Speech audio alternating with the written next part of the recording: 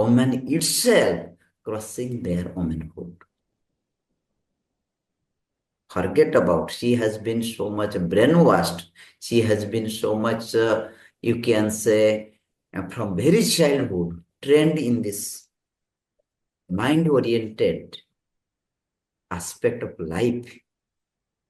So she is also hating her own quality of receptive, of love, of grace, of surrendering, which is the quality of the nature.